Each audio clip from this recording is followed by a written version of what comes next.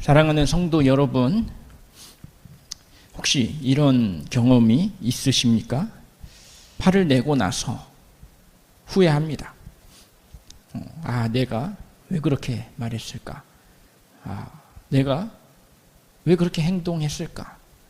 다시는 그렇게 하지 말아야지.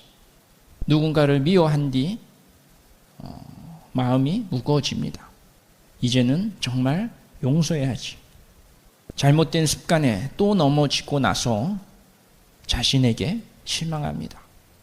이번에는 정말 끊어야지. 이번에는 진짜 달라져야지. 그 순간만큼은 진심입니다. 정말 바뀌고 싶습니다. 정말 다시는 그러고 싶지 않습니다. 그런데 며칠이 지나면 어떻게 됩니까?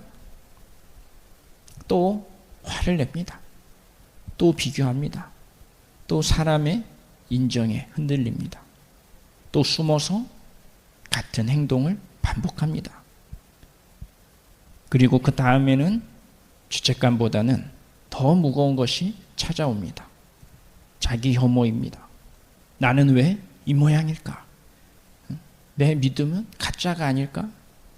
하나님도 이제 나에게 실망하셨겠지. 오늘 우리는 아주 정직한 질문 하나를 다루려고 합니다. 나는 왜 같은 죄를 반복하는가? 나는 왜 같은 죄를 반복하는가? 혹시 의지가 약해서일까요? 결심이 부족하기 때문일까요? 물론 결심도 필요합니다. 훈련도 필요합니다. 유혹을 피하고 잘못된 습관을 바꾸는 노력도 필요합니다. 그러나 성경은 우리의 문제가 단순히 결심의 강도에만 있지 않다고 말씀합니다. 우리가 같은 죄를 반복하는 이유는 그 행동을 필요로 하는 마음이 여전히 우리 안에 있기 때문입니다. 우리는 죄의 열매를 자르려 합니다. 그러나 그 죄를 계속 만들어내는 뿌리는 그대로 남겨둘 때가 많다라는 것입니다. 그래서 하나님께서는 오늘 본문에서 말씀하십니다. 이번에는 더 강하게 결심해라? 이렇게 말씀하지 않으셨습니다. 하나님께서 말씀하십니다. 내가 너희에게 새 마음을 주겠다. 내가 너희에게 새 마음을 주겠다. 하나님의 해결책은 단순히 더 강한 의지가 아닙니다. 새롭게 된 마음입니다. 여러분, 마당에 잡초가 자랐다고 생각해 보십시오. 겉으로 올라온 줄기를 가위로 잘라냅니다. 그러면 잠시 깨끗해 보입니다. 그런데 며칠이 지나면 또 올라옵니다. 다시 자릅니다. 그런데 또 올라옵니다. 왜 그렇습니까? 줄기만 잘랐지 땅속의 뿌리는 그대로 남아있기 때문입니다. 우리의 죄도 비슷합니다. 우리는 화를 낸 행동만 봅니다. 다음에는 화내지 말아야지. 거짓말한 행동만 봅니다. 다음에는 솔직해야지. 다른 사람을 시기 한 뒤 생각합니다. 좋은 마음을 가져야지.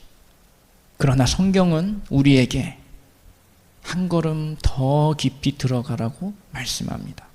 나는 왜 그렇게 화가 났는가? 왜 사실을 숨겨야만 했는가? 왜 저 사람의 성공이 나를 그렇게 괴롭게 하는가? 분노 아래에는 이런 욕망이 숨어 있을 수 있습니다.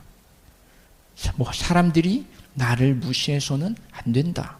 모든 일은 내 생각대로 되어야 한다. 내가 옳다는 것을 반드시 인정받아야만 한다. 비교와 시기 아래에는 이런 마음이 숨어 있을 수 있습니다. 저 사람보다 내가 더 나아야 가치가 있다. 사람들이 나를 인정해야 나는 중요한 사람이다. 돈에 대한 지나친 불안 아래에는 이런 믿음이 숨어 있을 수 있습니다. 돈이 충분해야 나는 안전하다. 하나님보다 통장 잔액이 나를 더 확실하게 지켜줄 것이다 하는 죄들입니다. 물론 반복되는 죄에는 오랫동안 형성된 습관도 영향을 줍니다. 환경도 영향을 줍니다. 외로움과 불안도 영향을 줍니다. 상처와 피로도 영향을 줍니다. 그러나 성경은 그 모든 것 아래에서 우리가 무엇을 사랑하고 무엇을 의지하고 있는지를 보게 합니다. 성경이 말하는 죄는 단지 나쁜 행동 몇 가지가 아닙니다. 하나님이 아닌 다른 것을 통해 안전과 가치와 만족을 얻으려는 마음입니다. 돈은 나쁜 것이 아닙니다. 사람의 사랑도 소중합니다. 성공하고 인정받는 것도 그 자체로는 악한 것이 아닙니다. 그러나 그것이 없으면 내 인생이 끝난 것처럼 느껴진다면 그것은 더 이상 단순히 좋은 것이 아닙니다. 내 마음을 다스리는 주인이 된 것입니다. 성경은 그것을 우상숭배라고 부릅니다. 우상은 반드시 나무나 돌로 만든 신상이 아닙니다. 내가 가장 잃기 두려워하는 것, 그것이 있어야만 내가 괜찮은 사람이라고 느끼게 하는 것, 하나님보다 더 깊이 의지하는 것, 그것이 우리의 우상이 될 수 있습니다. 같은 죄를 반복하는 이유는 그 죄가 여전히 우리에게 무엇인가를 약속하기 때문입니다. 죄가 속삭입니다. 이렇게 화를 내면 네가 주도권을 되찾을 수 있어. 사람들에게 인정받으면 네가 가치 있는 사람이 될 수 있어. 이 행동을 하면 잠시라도 외로움과 불안을 잊을 수 있어. 죄는 항상 무엇인가를 약속합니다. 그러나 약속한 것을 온전히 주지는 못합니다. 잠깐의 만족은 줄 수 있어도 그러나 평안은 주지 못합니다. 자유를 약속하지만 결국 우리를 더 깊이 묶어버립니다. 그러므로 죄와 싸우려면 단지 이렇게만 말해서는 안 됩니다. 하지 말아야지. 정신 차려야지. 그보다 먼저 물어야 합니다. 바로 나는 이 죄를 통해 무엇을 얻으려고 하는가? 나는 이 죄를 통해 무엇을 얻으려고 하는가? 오늘 본문이 기록된 에스겔 시대에 이스라엘도 같은 문제를 가지고 있었습니다. 그들에게는 성전이 있었습니다. 예배가 있었습니다. 제사장도 있었습니다. 그들은 하나님을 완전히 버렸다고 생각하지 않았을 것입니다. 그러나 위기가 찾아오면 하나님보다 돈과 권력과 강한 나라의 힘을 더 의지했습니다. 하나님도 필요하고 우상도 필요했습니다. 예배는 드렸지만 삶의 결정적인 순간에는 하나님이 계시지 않는 것처럼 살았습니다. 그 결과 예루살렘은 무너졌습니다. 성전은 불탔습니다. 백성은 바벨론의 포로로 끌려갔습니다. 그들은 하나님의 말씀을 전혀 몰랐던 사람들이 아닙니다. 선지자들의 경고를 들었습니다. 무엇이 잘못되었는지도 어느 정도는 알고 있었습니다. 그러나 성도 여러분, 아는 것과 사랑하는 것은 다릅니다. 그들은 하나님의 말씀보다 우상이 약속하는 안전과 번영을 더 사랑했습니다. 이스라엘은 아마 이렇게 생각했을지도 모릅니다. 우리가 고향으로 돌아가기만 하면 모든 것이 괜찮아질 거야. 그러나 하나님은 알고 계셨습니다. 장소가 바뀐다고 마음이 바뀌는 것은 아니기 때문입니다. 가난한 사람이 부자가 되면 탐욕이 저절로 사라집니까? 외로운 사람이 결혼을 하면 이기심이 없어집니까? 실패한 사람이 성공하면 교만이 사라집니까? 환경이 달라진다고 죄가 없어지는 것은 아닙니다. 죄는 새로운 환경에 맞게 모습을 바꿀 수 있습니다. 우리도 비슷한 생각을 합니다. 상황만 좋아지면 나는 달라질 거야. 저 사람이 바뀌면 나는 화내지 않을 거야. 경제적으로 안정되면 더 이상 불안하지 않을 거야. 원하는 것을 얻으면 하나님께 감사하며 살 거야.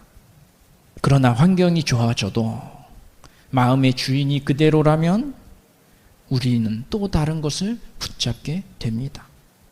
그래서 하나님께서는 이스라엘에게 새로운 환경만 약속하지 않으셨습니다. 새로운 마음을 약속하셨습니다. 에스겔 36장 26절입니다. 또 새 영을 너희 속에 두고 새 마음을 너희에게 주되 너희 육신에서 굳은 마음을 제거하고 부드러운 마음을 줄 것이며. 성경은 죄에 굳어진 마음을 돌 같은 마음이라고 표현합니다. 돌은 생명이 없습니다. 말씀이 들려와도 반응하지 않습니다. 돌은 차갑습니다. 다른 사람의 아픔보다 자신의 유익을 먼저 생각합니다. 돌은 단단합니다. 잘못이 드러나도 회개하기보다 자신을 변호합니다. 그 돌 같은 마음의 중심에는 하나님의 하나의 선언이 있습니다. 바로 내 인생의 주인은 나다. 하나님을 전혀 믿지 않겠다는 말만이 아닙니다. 하나님을 믿더라도 하나님이 내 계획을 이루어 주시는 분이 되기를 원하는 마음입니다. 하나님, 제가 원하는 것을 주세요. 하나님, 제 계획을 도와주세요. 하나님, 제가 원하는 방식으로 문제를 해결해 주세요. 그러다가 하나님께서 내 뜻을 꺾으시거나 내가 붙잡고 있는 것을 내려놓으라고 하시면 마음이 굳어집니다. 그때 드러납니다. 내가 정말 사랑한 것이 하나님이었는지를, 아니면 하나님을 통해 얻으렸던 것이었는지 말입니다. 우리에게 필요한 것은 돌 같은 마음을 조금 더 멋지게 다듬는 일이 아닙니다.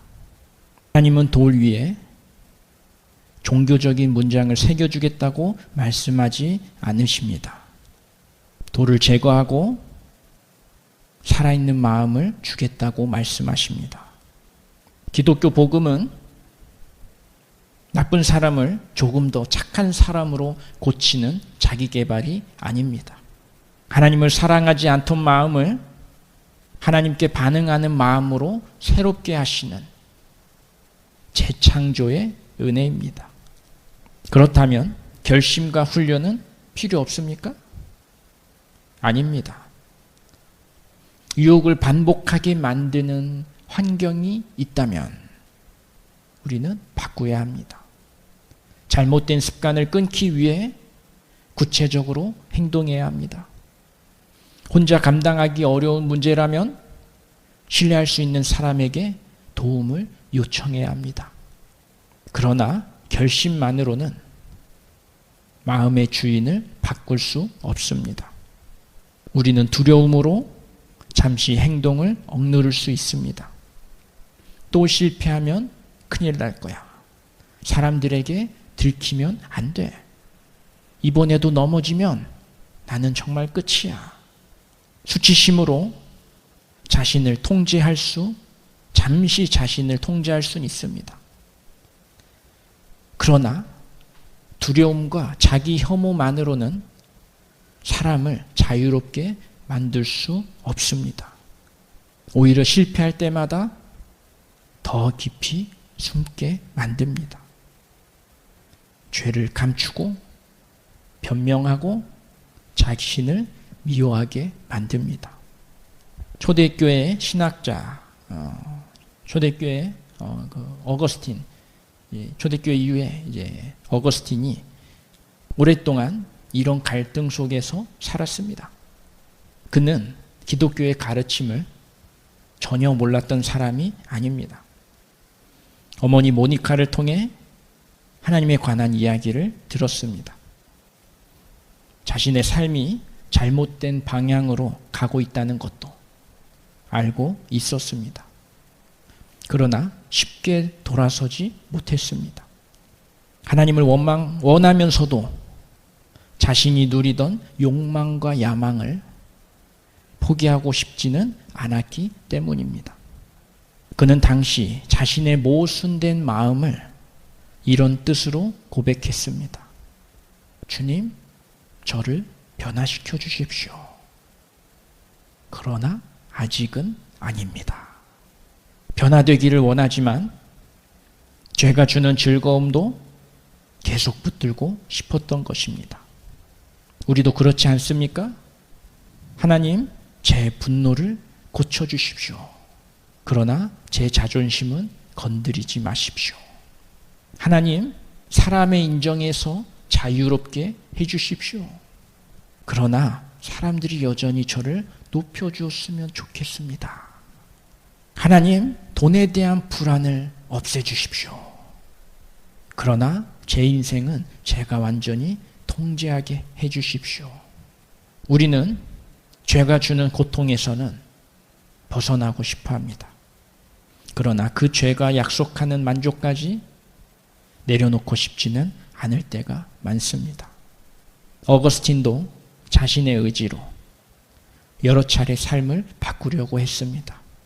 무엇이 옳은지는 알았습니다.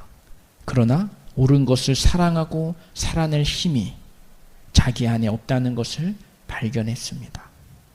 어느 날 그는 자신의 무능 때문에 깊이 괴로워하며 울고 있었습니다. 그때 가까운 곳에서는 집어들고 읽으라는 아이의 노랫소리 같은 말을 들었습니다. 그는 그것을 하나님의 부르심으로 받아들이고 성경을 펼쳤습니다.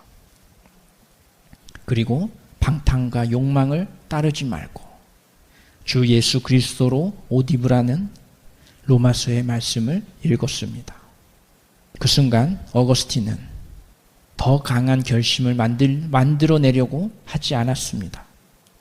자신의 힘으로는 자신의 마음을 바꿀 수 없다는 것을 인정하고 그리스도의 은혜 앞에 자신을 내어드렸습니다. 그 후 모든 유혹이 순식간에 사라지고 다시는 죄와 싸우지 않게 된 것은 아닙니다. 그러나 분명히 달라진 것이 있었습니다.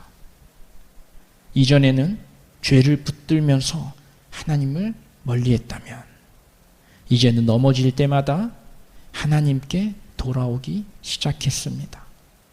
이전에는 하나님보다 세상의 즐거움과 사람의 인정을 더 사랑했다면 이제는 그리스도를 더 아름답고 귀한 분으로 알아가기 시작했습니다.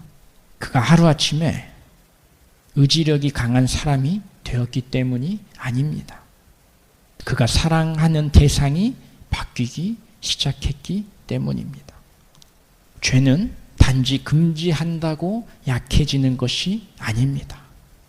우리 마음이 죄보다 더 크고 아름다운 것을 발견할 때 비로소 죄는 힘을 잃기 시작합니다. 어두운 방에서 어둠을 손으로 밀어낼 수는 없습니다. 그러나 빛이 들어오면 어둠은 물러갑니다. 마찬가지로 죄와 싸우는 길은 죄만 바라보며 하지 말아야지라고 반복하는 것이 아닙니다. 그리스도의 사랑을 보고 나를 위해 자신을 내어주신 그 은혜를 마음 깊이 받아들이는 것입니다. 어거스틴에게 필요했던 것은 더 강한 자책이 아니었습니다. 바로 죄보다 더 크고 아름다운 그리스도를 만나는 것이었습니다. 에스겔 36장 27절에서 하나님께서 말씀하십니다. 또 내 영을 너희 속에 두어 너희로 내 율례를 행하게 하리니. 하나님께서는 멀리서 똑바로 살아라, 정신 차려라, 그렇게 외치기만 하시는 분이 아니십니다. 성령으로 우리 안에 거하시며 굳은 마음을 깨우시고 하나님의 뜻을 사랑할 수 있도록 새롭게 하십니다. 성령께서 오시면 모든 유혹이 즉시 사라지는 것은 아닙니다. 여전히 싸워야 합니다. 거절해야 합니다. 때로는 넘어지기도 합니다. 그러나 이전과 다른 것이 생깁니다. 이전에는 죄를 사랑하면서 결과만 두려워했다면 이제는 죄 자체를 슬퍼하기 시작합니다. 이전에는 잘못이 드러나면 숨고 변명했다면 이제는 하나님 앞에 가지고 나와 회개하기 시작합니다. 이전에는 하나님의 말씀이 내 자유를 빼앗는 것처럼 느껴졌다면 이제는 그 말씀이 나를 살리는 길이라는 사실을 조금씩 깨닫습니다. 완전해졌기 때문이 아닙니다. 성령께서 마음의 방향을 바꾸고 계시기 때문입니다. 믿음은 인간이 자기 의지로 구원을 만들어내는 선택이 아닙니다. 믿음은 먼저 찾아오셔서 마음을 깨우신 하나님의 은혜에 대한 반응입니다. 순종도 구원을 얻기 위해 인간이 하나님께 지불하는 대가가 아닙니다. 우리 안에 역사하시는 성령의 은혜가 삶 속에서 맺어가는 열매입니다. 같은 죄를 반복할 때 우리는 보통 두 극단으로 갑니다. 하나는 죄를 가볍게 여기는 것입니다. 누구나 이 정도는 하지, 나는 원래 이런 사람이야, 별일 아니야. 그러나 죄를 가볍게 여기면 변화도 시작되지 않습니다. 또 하나는 자신을 완전히 정죄하는 것입니다. 나는 가짜야. 나는 절대 바뀔 수 없어. 하나님도 나를 포기하셨을 거야. 그러나 자기 혐오도 우리를 거룩하게 만들지 못합니다. 죄를 가볍게 여기는 것도 복음이 아니고 죄 때문에 자신을 파괴하는 것도 복음이 아닙니다. 복음은 우리의 죄를 정직하게 보게 하면서도 절망하지 않게. 왜 그렇습니까? 예수 그리스도께서 우리의 죄를 십자가에서 담당하셨기 때문입니다. 십자가는 우리의 죄가 결코 가볍지 않다는 것을 보여줍니다. 하나님의 아들이 죽으셔야 할 만큼 죄는 심각합니다. 동시에 십자가는 하나님의 사랑이 얼마나 깊은지도 보여줍니다. 하나님의 아들을 내어주실 만큼 하나님은 죄인을 사랑하셨습니다. 예수님께서는 우리가 반복해서 지은 죄에 대한 심판을 대신 담당하셨습니다. 우리가 죄 때문에 하나님에게서 멀어졌지만 예수님께서는 십자가에서 버림받는 어둠 속으로 들어가셨습니다. 그러므로 그리스도 안에 있는 사람은 죄가 드러날 때 하나님에게서 도망칠 필요가 없습니다. 하나님께 가까이 나아갈 수 있습니다. 하나님, 또 실패했습니다. 저는 제 힘으로 저를 바꿀 수 없습니다. 그러나 예수님께서 저를 위해 죽으셨음을 믿습니다. 저를 용서하시고 제 마음을 새롭게 해주십시오. 복음은 우리에게 이렇게 말합니다. 네 죄는 내가 생각하는 것보다 심각하다. 그러나 하나님의 은혜는 내 죄보다 크다. 죄를 결코 가볍게 여기지 마십시오. 그러나 죄 때문에 하나님에게서 도망치지 마시기 바랍니다. 십자가로 나아오십시오. 그러면 다음에 분노가 다시 올라올 때 그때는 어떻게 해야 합니까? 단지 화내면 안 돼. 안 돼! 라고만 하지 마십시오. 잠시 멈추십시오. 그리고 자신의 마음에 물어보십시오. 지금 나는 무엇을 잃었다고 느끼는가? 왜 이 일이 나에게 이렇게 중요한가? 나는 지금 하나님보다 무엇을 더 붙잡으려 하는가? 사람에게 무시당했다는 생각 때문에 분노하고 있다면 마음은 이렇게 말하고 있을 수 있습니다. 사람들이 나를 인정해야 나는 가치 있는 사람이야. 그때 복음으로 자신의 마음에 대답하십시오. 사람들의 평가가 나의 가치를 결정하지 않는다. 그리스도께서 나를 위해 생명을 내어주셨기 때문에 나는 이미 사랑받고 받아들여진 사람이다. 돈 때문에 불안하다면 마음은 이렇게 말할 수 있습니다. 돈이 충분하지 않으면 너는 안전하지 않아.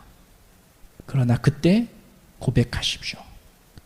돈은 필요하지만 나의 하나님은 아니다. 나의 생명과 미래는 하나님의 손에 있다. 그리고 그 죄를 숨기지 마십시오. 하나님께 정직하게 고백하시기 바랍니다. 혼자 싸우다가 계속 넘어지고 있다면 신뢰할 수 있는 믿음의 사람에게 도움을 요청하십시오. 유혹을 반복하게 만드는 환경이 있다면 실제로 끊어내고 바꾸십시오.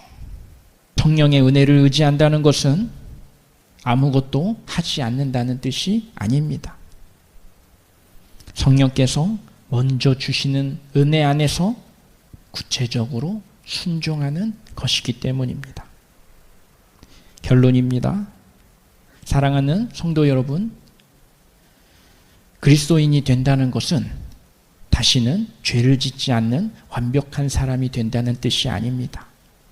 이전에는 죄를 향해 달려가면서 아무 문제도 느끼지 않았지만 이제는 죄와 싸우기 시작하는 사람입니다. 넘어지지 않는 사람이 아니라 넘어졌을 때 다시 은혜 앞으로 돌아오는 사람입니다. 자신의 결심을 믿는 사람이 아니라 자신의 굳은 마음을 새롭게 하실 하나님을 믿는 사람입니다. 혹시 같은 죄를 너무 오래 반복해서 자신은 절대 바뀔 수 없다고 생각하십니까? 하나님은 우리에게 말씀하지 않으십니다. 이번에는 네가 알아서 잘해봐라. 그렇게 말씀하지 않으십니다. 오히려 하나님께서는 말씀하십니다. 내가 새 마음을 주겠다. 내가 굳은 마음을 제거하겠다. 내가 내 영을 너희 속에 두겠다. 변화의 출발점은 더 강한 자기 혐오가 아닙니다. 더 강한 결심만도 아닙니다. 자신의 무능을 인정하고 하나님의 은혜 앞으로 나아가는 것입니다. 오늘 이렇게 고백하시기 바랍니다. 하나님, 저는 같은 죄를 반복했습니다. 제 행동만 보지 않고 그 아래에 있는 마음을 보게 해주십시오. 제가 하나님보다 더 사랑하고 의지한 것이 무엇인지 보여주십시오. 예수 그리스도의 십자가로 저를 용서하시고 성령으로 제 마음을 새롭게 하셔서 주님의 은혜에 믿음으로 반응하게 하십시오. 성도 여러분, 죄를 이기는 힘은 단순히 더 강한 사람이 되는 것이 아닙니다. 죄보다 더 크고 아름다운 그리스도의 은혜를 보고 성령의 도우심 안에서 그 은혜에 반복해서 응답하는 것이 가장 중요한 줄 믿습니다. 어거스틴도 바뀌기 시작한 것도 더 강한 의지를 가졌기 때문이 아닙니다. 죄가 주던 즐거움보다 그리스도께서 더 아름답고 귀한 분이라는 사실을 발견하기 시작했기 때문입니다. 우리도 마찬가지입니다. 그리스도의 사랑이 우리 마음의 중심을 차지할 때 죄는 하루아침에 완전히 사라지지 않는다더라도 조금씩 힘을 잃기 시작합니다. 그러므로 넘어졌다고 숨지 마십시오. 다시 일어서십시오. 그리고 빛으로 나오십시오. 십자가 앞으로 돌아오시기 바랍니다. 성령의 은혜 안에서 다시 믿음으로 반응하시길 주님의 이름으로 축원합니다.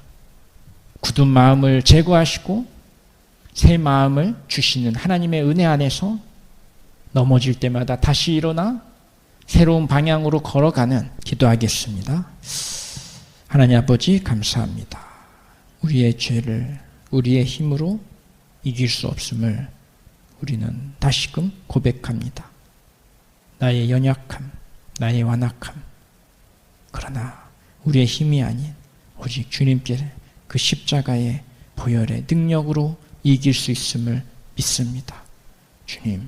주님께서 우리의 죄를 다 갚아주시고 사해주신 것처럼 그 은혜를 우리가 이제는 성령 하나님을 통해서 우리가 깨달은 줄 믿습니다. 또한 우리가 그 은혜 안에 있음을 믿습니다. 성령님 힘 주시옵소서. 또한 우리가 그 은혜에 반응하기 원합니다. 순종하기를 원합니다. 주님, 우리를 변화시켜 주시옵소서. 우리를 인도하여 주시옵소서. 모든 영광 주님께 올립니다. 그래서 아버지의 귀한 자녀로서 백성으로서 살아갈 수 있는 우리 모두 되게 하여 주시옵소서. 사랑 많으신 예수 그리스도의 이름으로 기도드립니다. 아멘.